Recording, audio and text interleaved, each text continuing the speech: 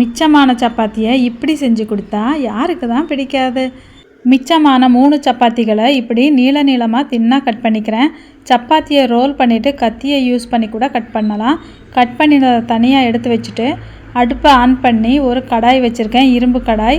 வெண்ணெயை கொஞ்சம் தாராளமாகவே சேர்த்துக்கலாம், இல்லைன்னா குக்கிங் ஆயில் கூட சேர்த்துக்கலாம். 1/2 டீஸ்பூன் கடுகு சேர்த்து பொரிஞ்சதும் ஒரு பெரிய வெங்காயம் தின்னாக ஸ்லைஸ் பண்ணினதை சேர்த்துக்கிறேன். கறிவேப்பிலை கொஞ்சம், அப்புறம் பச்சை மிளகாய் கண்டிப்பாக குட்டி குட்டியாக கட் பண்ணி தான் சேர்த்துக்கணும். அப்புறம் தக்காளி நீளமாக கட் பண்ணினது ஒரு தக்காளியை சேர்த்துருக்கேன்.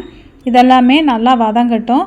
இப்போது கொஞ்சம் உப்பும் சேர்த்துக்கலாம், 1/2 டீஸ்பூன் டேபிள் சால்ட்டு. எல்லாத்தையும் மிக்ஸ் பண்ணிவிட்டு கட் பண்ணி வச்சுருக்கிற காய்களை சேர்த்துக்கலாம். தின்னாக ஸ்லைஸ் பண்ணியிருக்கிற பீன்ஸ், கேரட். பீன்ஸ் ஒரு 6 எடுத்திருக்கேன், பாதி கேரட் மட்டும் கட் பண்ணியிருக்கேன். இதை மட்டும் சேர்த்து வதக்கிக்கலாம். கேபேஜ் இருந்தாலும் கொஞ்சம் சேர்த்துக்கலாம். அப்புறம் இந்த ஸ்டேஜில் கொஞ்சம் வெண்ணெய் மறுபடியும் சேர்த்துக்கிறேன். இந்த காய்கள்லாம் வெண்ணெயிலேயே வேகணும், தண்ணி சேர்க்கக்கூடாது. அப்புறம் சாஸும் சேர்த்துக்கலாம்.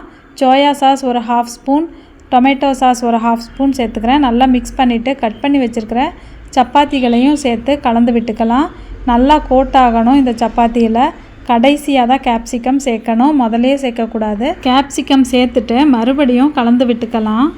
இப்போது இன்னும் கொஞ்சம் வெண்ணெயும் சேர்த்துக்கிறேன். வெண்ணெய் சேர்க்குற அளவுக்கு டேஸ்ட் நல்லாயிருக்கும். ஃபைனலாக எப்பவும் போல் கொத்தமல்லி தழை தூவி மிக்ஸ் பண்ணிக்கலாம். இது கூட தயிர் பச்சடி சேர்த்து சாப்பிட்டா ரொம்ப அருமையாக இருக்கும். இதோ மிச்சமான சப்பாத்தியில் நமக்கு ரொம்ப டேஸ்டியான ஹெல்த்தியான டிஷ் ரெடி.